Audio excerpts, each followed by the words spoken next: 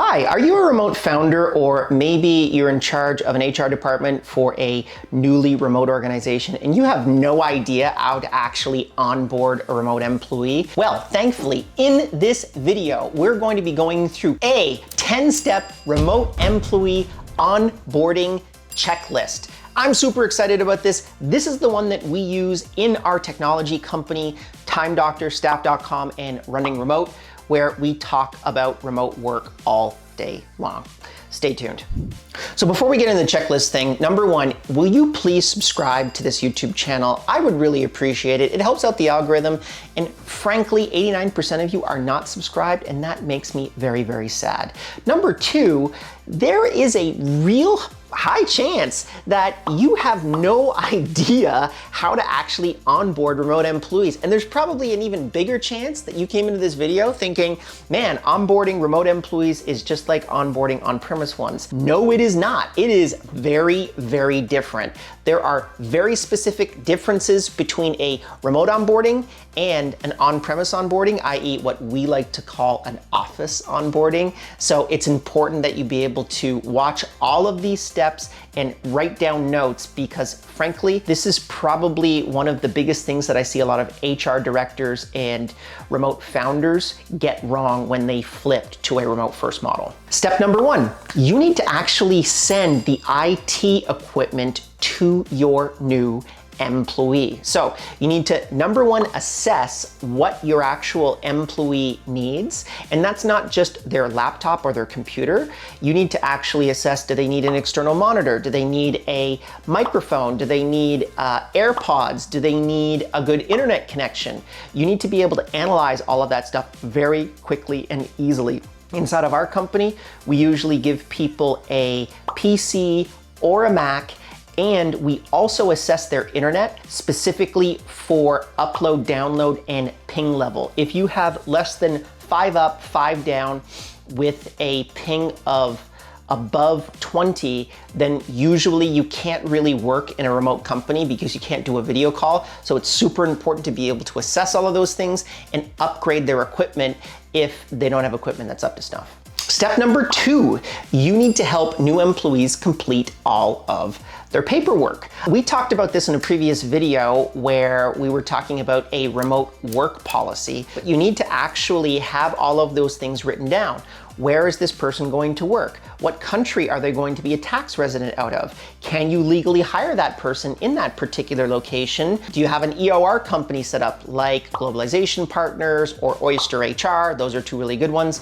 And you need to have all of that stuff really focused and locked in before you actually start that work relationship with the employee. This is something that a lot of people overlook, and it can result in a lot of serious problems, and a lot of them legal problems, very soon after you end up working with that person. They need to be able to create all of that paperwork, or you need to create it, and they need to complete it and make sure that they don't start working until they've actually completed all of that paperwork. Step number three, you need to send your remote employee your employee handbook. So we have a pretty big handbook. It's all online, and it talks about everything and anything inside of the company. It also breaks down all of the different departments inside of the company and what they do. I also have a personal handbook about myself, which is literally entitled Guide to Liam Martin and His Weird Little Quirks. And there are 9 core components of who I am as a person, so that you know who I am and you can actually work efficiently with me. It's kind of like a blueprint on how to get the most out of me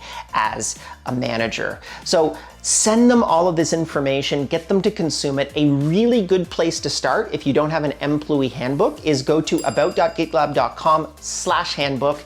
It is the largest remote work employee onboarding document on the face of the planet. It's 8,000 pages. All of the processes and procedures about remote work are there for GitLab. So if you want to check that out, go ahead, check it out, and steal any of their processes because they encourage you to do it. It's open source. Step number 4, you need to actually make sure your remote employees have all of their software installed. So what does that mean? Well, do they have Gmail? Do they have Slack or Microsoft Teams? Do they have an SEO software, CRM software? Do they have a project management software? You need to be able to actually go through that entire checklist. What access do they need to which different pieces of software, create the logins for it, set up the passwords.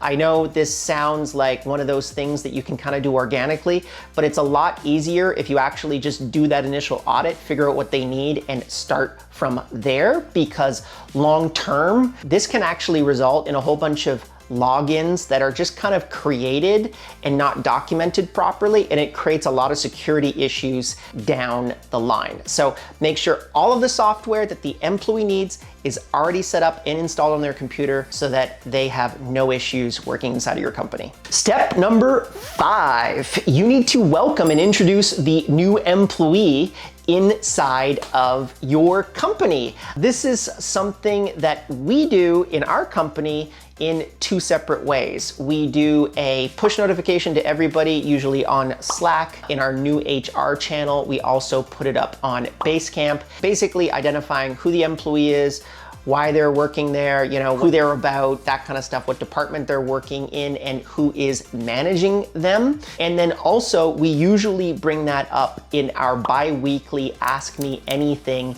video call that we do with everyone else inside of the company. It's pretty cool. People really enjoy it. The vast majority of the time, we kind of push them up on video to be able to talk a little bit about who they are and just, you know, what they're into, what they're excited about doing inside of our company. But it's important to be able to do that just to kind of give everyone that feeling of like, hey, here's a new guy or gal. Go check them out, talk to them, and hopefully treat them nicely, because they're probably gonna make a lot of mistakes over the next couple months. Step 6 is you need to train your remote employee. Training your remote employee is actually a pretty, it's a two-way street, to be completely honest with you. Training your remote employee means you need to make sure that that employee is really happy with where they're at, and you need to be able to make sure that you have quantitative KPIs so that you can keep them accountable to what they're doing. So how much time are they actually gonna be working in their job? What are the clear quantitative measures that they need to be able to accomplish inside of the company? And are they working towards that goal to be able to achieve them? What happens if they don't meet those quantitative goals? And what timeline are you giving someone to be able to not hit those goals or hit those goals within that time period? These are all things that you need to really kind of communicate to the employee at the very beginning before they really get into the company, because you just need to be able to make sure that you're not miscalculating the goals inside of the organization, particularly as it applies to training the employee. Outside of that, we also have the buddy system. So generally a brand new employee is brought on, they'll have a manager, and then they'll also have a buddy, hopefully inside of that particular department, that can just kind of show them the ropes and hopefully mentor them for a little while to become bigger and better employees inside of the organization. Step 7, and I already actually talked about this in step 6. I kind of jumped the gun here a little bit, but you need to set goals and expectations. So if you have a salesperson and you just say, hey, just do whatever you want. Doesn't matter if you're making any money, just go ahead and talk to customers. No, that's not the right direction you need to have. You need to be able to say, hey, in 3 quarters, you need to actually deliver X, Y, and Z. And usually X, Y, and Z result in money, money, and money for salespeople. But it might be different. It might be the amount of tickets that you're required to actually answer, or it might be the lines of code that you're required to write, or the amount of backlinks that you're required to generate. Whatever it might be, you need to actually set those goals and make sure that everyone's clear on those expectations, so that if you do have to let that employee go in the future, which hopefully you never have to do, it's not a surprise. One of the worst things that you can possibly do is terminate an employee and the employee thought it was a surprise. Not good HR. Step number 8 is you need to do some remote employee team building. We do this in a lot of different ways. We'll do some games. We'll usually have our teams do even more games with people. We do a lot of games, to be completely honest with you. I also have an Oculus Quest, and I usually jump on with a lot of team members that also have Oculus Quests, and we do stuff in virtual reality, which is pretty fun. Outside of that too, if you're going to do a team retreat, which I highly suggest that you do, that's going to be where you really build in that initial cadence with that employee. It's always magical when a brand new employee ends up coming to a team retreat because their energy completely changes after the fact. They're just able to chat with people, interact with people that they wouldn't have otherwise been able to do working through a computer. Those are quite expensive too. We do have a video on team building for team retreats, but it is absolutely worth it. In my opinion, it's probably some of the best dollars that we spend on HR per year. Step number 9 is you need to actually create consistent check-ins. So what does that mean? Well, usually I will have a one-on-one call with everyone I directly manage, and we will have one team call with everyone that I directly manage. And everyone in the company should at least be getting 2 calls per week. Those can be very short. They can literally be as short as 15-minute calls if they really need to be. But it's important that you actually create those check-ins so that people are posting their quantitative goal, right? They're basically like their KPI that they've been focused to hit. And more importantly, you ask them like, hey, are there any problems right now? Are there any blockers that I can unblock for you in accomplishing your job, or is there anything that you're not understanding? So important that they are consistent. They're not bi-weekly, they're not monthly, do them weekly. It's really important towards the long-term career growth of your employees. And the last step is, again, just because we're remote companies, it doesn't mean that we actually don't meet in person. A lot of the times that we do. So you need to be able to arrange in-person meetings if possible.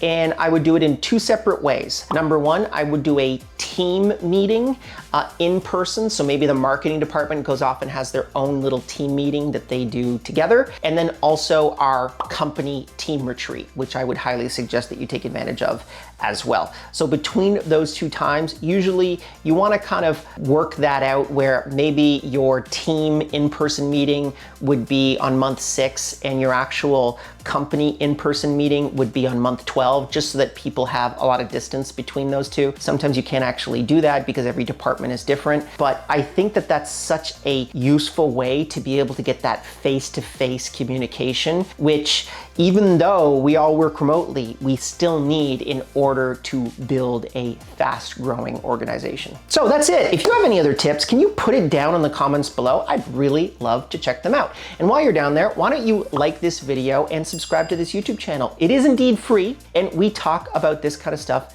all day long. I'll see you next video.